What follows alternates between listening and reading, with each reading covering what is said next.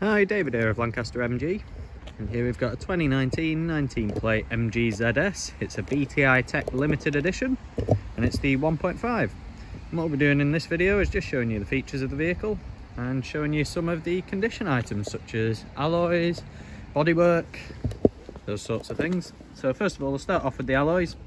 So as you can see, they're really nice, simple design, diamond cut as well, and down the side of the vehicle as well. You can see absolutely no wear and tear at all. You can see down the bodywork there's no scratches, no dents. Onto the front alloy. And then as we move around, you'll see the first of the sort of limited edition features. So there's a few red accents going on around the front.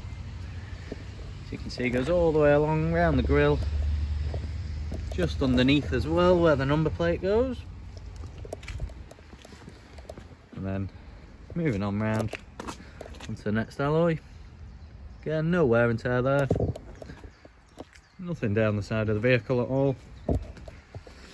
Or on the next alloy. As we get onto the rear itself, we've got a little bit more of the red accents just round the rear, just underneath where the 3 parking sensors are. Then just pop the boot open, so it just does a little badge that flips up. Then got a boot floor that does have 2 levels to it, so you can have it a little bit higher up if you do that. It does sit a little bit more flush with the seats, as you can see there. Or what you can do is just lower the boot floor down a little bit further, and you've got these little baskets either side and a little bit more boot space. Does mean the seats don't fold as flat, but as you saw before, you can have the boot floor a little bit higher up.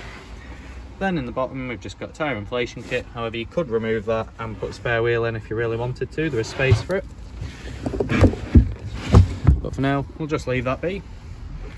So into where the back seats are, then got electric windows all around. Quite a nice interior as well. So this is the limited edition red and black interior. So you can see they're really nice design. And you've also got fitted mats as well. So a really nice interior in there. Seats are a little bit reclined as well, so quite a comfortable place to be if you're doing a bit of a longer journey. And to the front, again you've got electric windows all around just there. Got the same interior in the front. You've also got a little bit of red accents around the vents as well. So as you get in, you do have electrically adjustable windows there.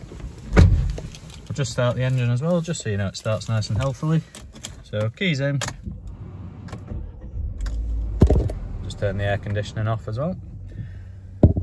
So as you can see, the mileage 24,307.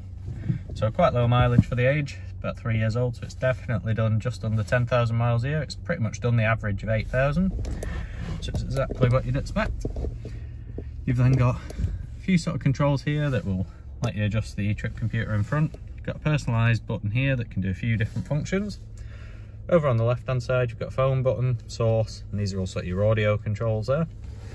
Behind there you've got your automatic lights.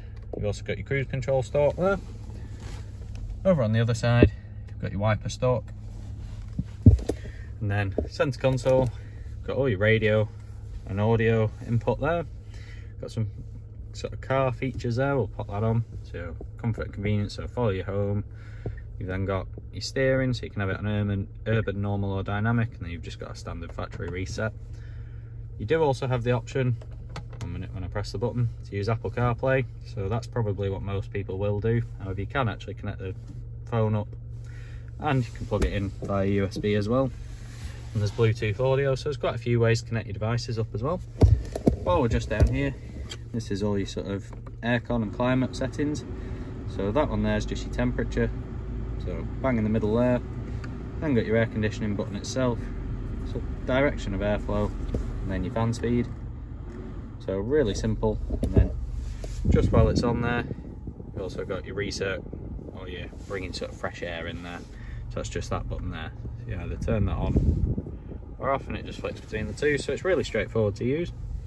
Then you've got your auto stop start button there, 5-speed manual gearbox.